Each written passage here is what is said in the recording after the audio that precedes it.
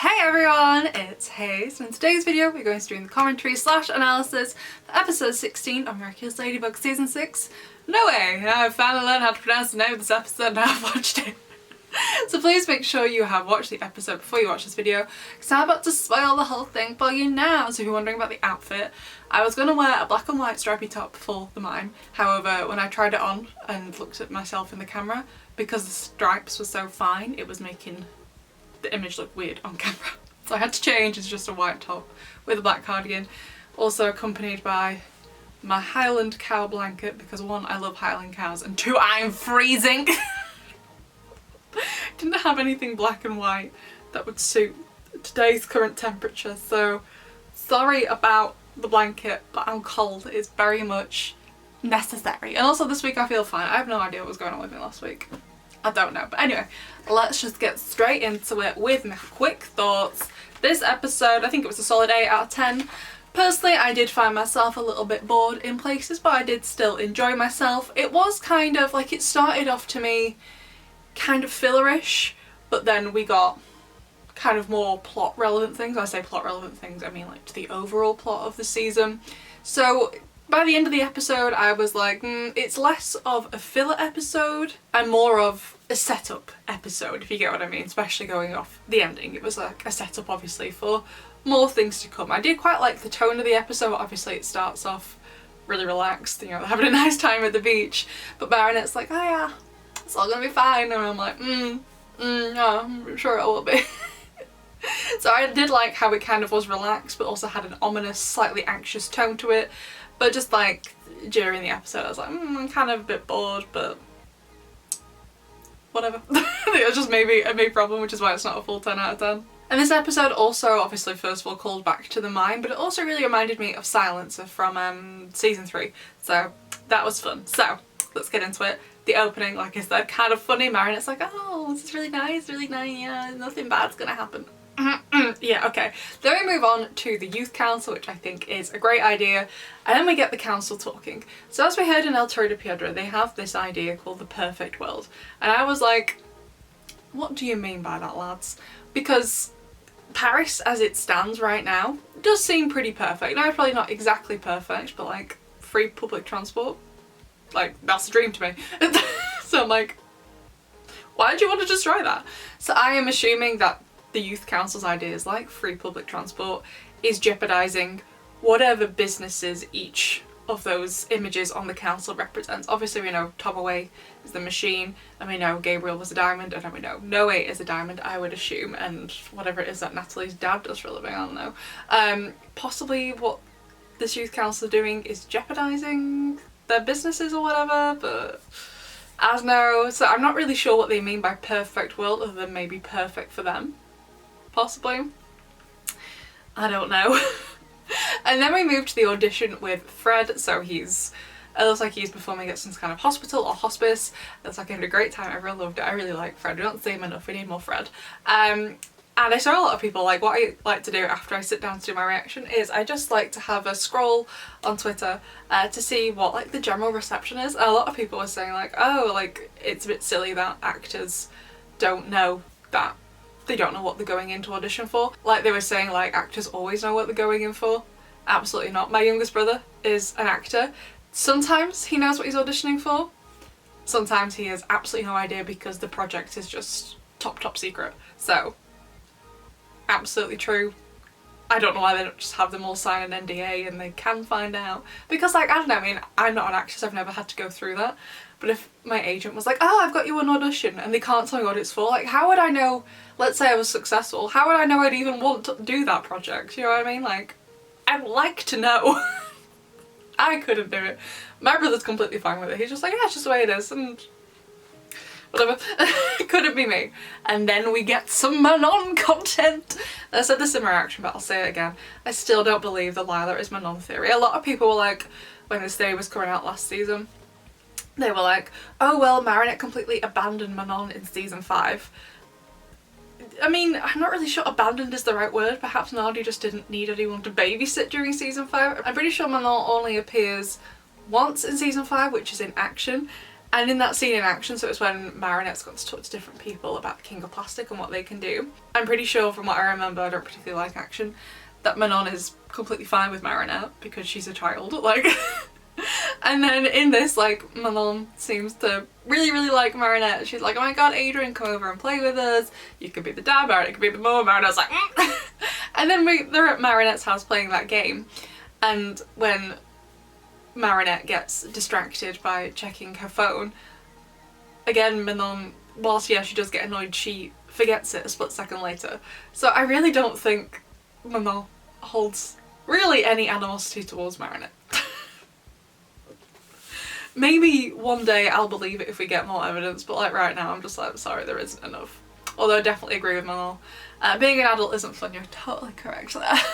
Anyway, moving on to the scene with Noe. Obviously we don't find out his name until later, with the contract for Adrien. Ignoring for a second who that man is and what we find out in the episode, honestly I don't think selling Gabriel the brand is a bad idea. I don't think it's a terrible idea, and if you didn't know, this is quite a common practice with not just fashion brands but with a lot of brands. The logo that Noe has, I'm assuming the L stands for, was it Luxus? Kind of sounds like luscious in English. I really felt like the L reminded me of Louis Vuitton, which is a designer brand, which reminded me of LVMH, which is this, they're basically like a huge French brand. So Louis Vuitton was originally an independent business, and then I think it's Moët Claret, I think the wine, alcohol, I don't know, I don't drink, so I'm not sure. And they basically came together to found LVMH, and now they own so many brands. They own Dior, they own Sephora. If you just Google LVMH and what do they own, a whole list will come up. They own so many. It's quite common practice, not just like in fashion and beauty, but just for like brands in general, to be owned by bigger corporations when they get to a certain size. That's why, for example, it's really difficult to boycott a company like Nestle, for example, because Nestle own loads and loads and loads of brands that you may not even be aware that Nestle even own. Unilever, General Electric. Cool. But anyway, it kind of reminded me of LVMH. So honestly, I didn't think selling Gabriel is a bad idea, but definitely, you know, think about it naturally. I think was totally right, being like, yeah, maybe it's a great opportunity, but let's think about it, you know. But obviously, once we find out who he is, yeah, definitely don't sell it to him. Maybe sell it eventually, just not to him. Although Natalie in that scene, don't be wrong, I liked her, but when Adrien at the end, he asked for advice, and I agree with what she said, let's think about it, the way she looked at Noe kind of did give me the vibes that she knew who he was. I'm not saying they were like friends or really close, just that she knew who this man was. So, because it seemed in that scene that Adrien had no idea that this guy was related to Chloe, so, or Audrey, you know what I mean? So whilst Adrien and I believe the rest of the kids have no clue who this guy is, even Zoe perhaps doesn't even know who he is, I think Natalie might be aware. Maybe she's not met him before, but maybe she's like, I know you. Then we get to the scene with Malene and Mulo, and I love Kwami interactions. One of my favourite seasons of the show was season 4, so I'm always a sucker for Kwami interactions. Then I loved her relationship with her dad. So cute, although I was just a bit like, why did you sign the contract without knowing what it was? Like, just sign an NDA. Although one thing I was confused about in this scene was the way they were talking about Malene's mum. So the only time prior to this episode I'm pretty sure we've heard about Malene's mum was in Derision. And I understand in that scene they were defending Marinette from being bullied by Chloe, so Malene was quite annoyed. The way Malene talks about her mum is that she's angry at her mum for leaving. And I know this is like over a year later, because the flashback in Derision is set towards the end of the previous school year. So this is over a year later, so maybe she's managed to move on a little bit with her emotions and has forgiven her mum for leaving. But the way they talked about it in this kitchen scene when they're eating, it sounded really fond, as if she hadn't left, but that she perhaps died, or that her leaving had been unavoidable for whatever reason. Obviously I don't know the reason she left, I haven't found that out yet. But then later on, at the end of the episode, towards the end of Yakuma, when Polymouse is whispering to her dad, she does say, like, you know, when mum left. So either Malene is just really forgiving, or there's a lot more to it that we don't know. For example, my dad left. He left when I was 7 years old. I'm 29, and I still haven't forgiven him So Milan is obviously a lot more forgiving person than I am. Anyway, after the meeting, Adrian then rings Marinette and he's holding the peppercorn frog. I was like bear. I was thinking just general stuffed animals. I have a lot of stuffed animals. I love stuffed animals. He's holding peppercorn. It was so sweet to see. Like, I definitely feel like Adrian this season is really conflicted, and I'm enjoying the way they're showing it. Like, for example, I think it was in Il Toro di Pietra or whatever, when he finds the peppercorn frog. He's really enthused to find it, but then, for example, in Mr. Aggressed, he's shouting to get the statue. He's like, when did you stop being like peppercorn? Stuff like that. So I really am enjoying how they're showing Adrian's conflict, where he's on one hand grieving his dad, but also on the other hand is getting kind of suspicious about what's going on and is confused because I don't think Adrian understands that what his dad did to him was abuse. So I think it's really layered and I'm really enjoying how complex it is. So I really liked that. So obviously Adrian comes over to Marinette's house. This little section was so cute, and Marinette's like, you do need to decide now? And Adrian's like, no. She's just like, just take your time. I loved it. It was so cute. Definitely, I really didn't enjoy the Adrian last season. It was just a bit... It basically became a bit like Ladrian for me. The reason I didn't like Ladrian, and I still don't like Ladrian, is that Ladybug to Adrian would be like, oh my god, you're so amazing. And then Adrian would be like, oh my god, so are you. And that would be the extent of the dynamic. So Adrian in like the second half of season 5 was kind of like that to me. So this season I prefer it. They seem to definitely come into their own. / the writers have learnt to properly write romance. But then, oh my god, I love this little bit. So they kind of have that really cute moment, but then Milan starts to ring as Manon is asking the question, like, who is the hero of Paris who defeated Monarch? And they kind of both just look at each other like, well, you know, it was Gabriel. I love the tension. I really enjoyed the building tension throughout this episode. It was really good. And then I just, again, like another tiny cute little detail, even though Milan was ringing Marinette, Adrian answered the phone, and Milan, I think they were on FaceTime, didn't think anything of it that Adrian was closer to the screen than Marinette and had obviously answered the phone for her. Just like tiny little detail, but it was adorable. I loved it. So Milan and her dad come over and they go through the script, and honestly, it sounds kind of fun. I'd be interested in watching it. It sounds fun. And obviously it definitely frames Gabriel as more heroic and Ladybug and Cat Noir as absolute villains. Obviously it was definitely written by the council, and I love Adrian's and Marinette's reactions to it. Marinette's like, if I was Ladybug, I'd be absolutely appalled, and Adrian's like, if I was Cat Noir, I'd cataclysm the script. Excellent. So they're like, Nadia, could you do this? And we're introduced to No Way. And it was at this point in the episode when we saw him turn around in the boardroom that I was like, you are surely related to Chloe because of your face shape. I was correct. I'm pretty sure I said it in the reaction. I was like, yeah, you're related. And then I was actually rather happy to see Mr. Banana. We haven't seen him in a while. So I was like, oh my god, it's Mr. Banana. And then when I realised, oh, he's taken over from Nadia, I was like, no. But then obviously when that happens, Milan gets really upset. She goes in her room. She almost is akumatized. So I was like, first of all, thank god she broke out. I love it when people break out of akumas. But that's one thing I liked about this episode, is it set the tone of like rising anxiety, things like starting peaceful and then nothing like humongous happens, but it just kind of slowly builds up on itself, you know what I mean?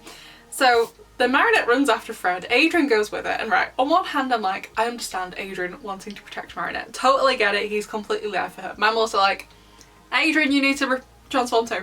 Like, why? I love that you're there for Marinette, but why? Okay. And then again, I really enjoyed Fred's Akuma sequence, but honestly all of Chrissy Pop's Akuma sequences this season really, they do seem to really frame her helping people. You know what I mean? She's so manipulative. She's like, I can give you the power to help you rather than like to hurt people, which wasn't really Fred's intention in this episode. I mean, maybe he would have hurt No Way if he got to him, but like, he didn't, so I suppose it's fine. Although I am assuming, so obviously we find out at the end of the episode that No Way is Audrey's son. He does have a different last name, so I'm assuming he has a different dad. As we know, Chloe's dad is Andre, Zoe's dad is Mr. Lee, whoever he may be, and then I'm assuming Noe's dad is Mr. Luxus or whatever the pronunciation was. So I'm assuming they all have different dads. So is it possible that his dad is already quite an influential person, has a lot of money.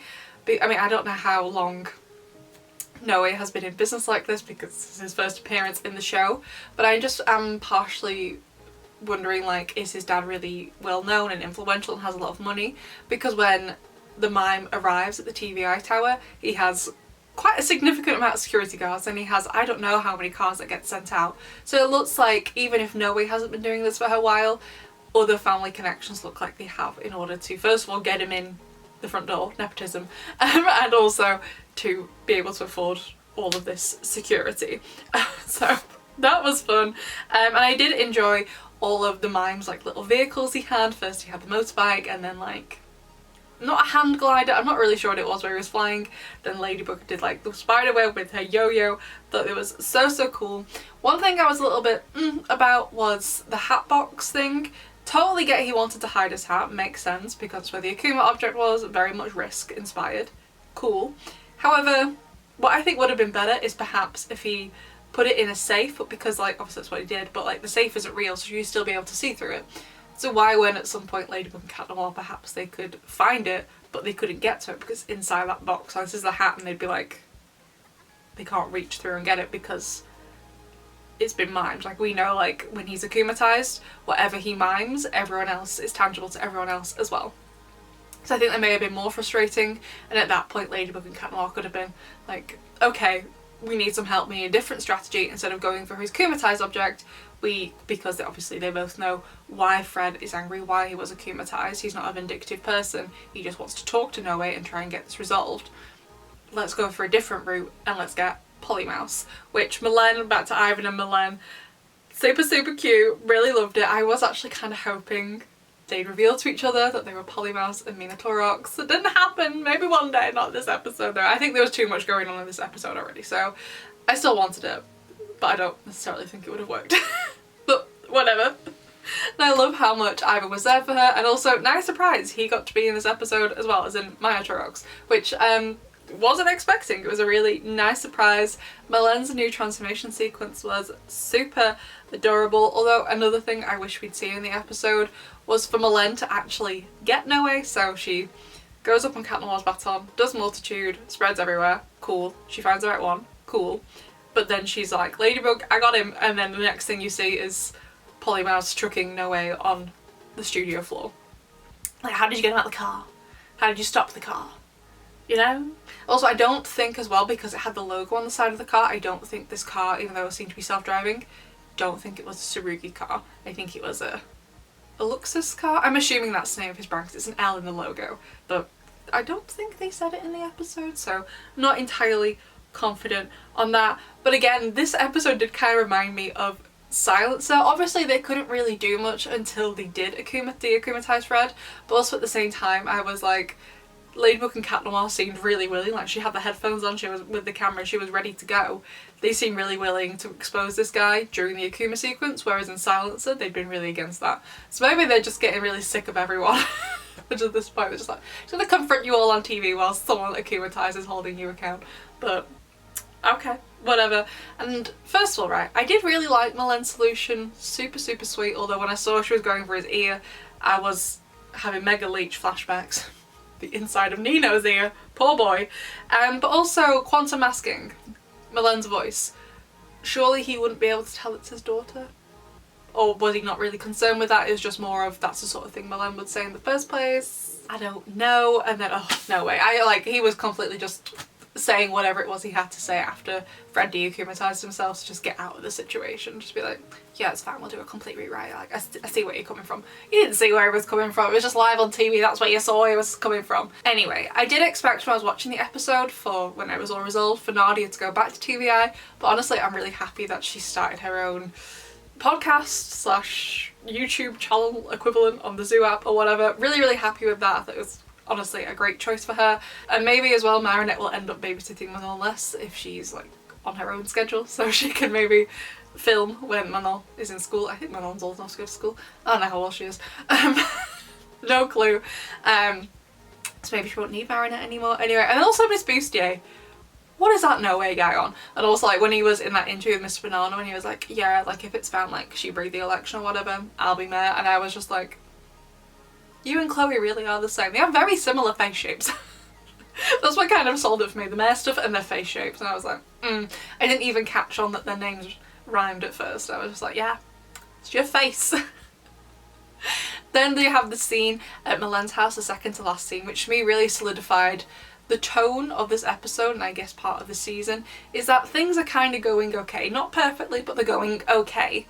And it's like that rising tension, everything's slowly getting worse and worse and worse, just building on top of each other, a bit like the way Marinette's getting more and more anxious about Adrian because she wants to tell him about his dad but she knows she can't, and Natalie's trying to like build the pressure on her to not say anything. So I really like how the overall tone is going. Then of course we have the ending. You can see by the time in my reaction when I've worked this out, I'm just like, Audrey, it's gonna be Audrey when he starts talking about Mum. So I am assuming, because she does call him like my little diamond, that he is indeed the new diamond. So it seems, at least for the episodes where the council are concerned, the order is El Toro de Piedra, Yaxagozen, and then Noe. Obviously probably other episodes in between that, but just for the ones where the council is involved. But I'm definitely interested to see where this is going. Are we gonna have, so obviously we had Gaby Baby 1 to 5, Butterfly Miraculous, Chrissy Pop 6 to, I don't know, with the Butterfly Miraculous. Then is it gonna go to Noe? God, I'm exhausted. But anyway, besties, overall I'd give the episode an 8 out of 10. I did think it was pretty good, but just personally I found myself getting a little bit bored here and there. An MVP has to go to Milen because she did an absolutely fabulous job in this. I'm just waiting for an Ivan, Milen, Mina Torox and Polymouse reveal. And also Rose and Julic I don't know either. Yeah, same there. Do we have any other couples in the Miraculous team? Kwami and Felix obviously already know. Adrian and Marinette don't know. If they are gonna do Zoe and Sabrina, why not? Be super cute! Anyway, besties, that is all I have to say about this episode. And yes, I know I haven't finished replying to comments under the other commentary video. I'm gonna try and get it done today. I've just been tired getting used to my new job, but I'm almost there. But anyway, I'd love to know what you think. If you're going to leave me a long comment, that's great. I can't wait to read it. Just please put some paragraphs in. I don't care if the paragraphs make sense. I'm not your English teacher. You're not going to be getting me grade for this. Just so I can read it a little bit easier because of my poor eyesight. Anyway, I'd love to know what you'll think, and I will see you in the next one. Bye!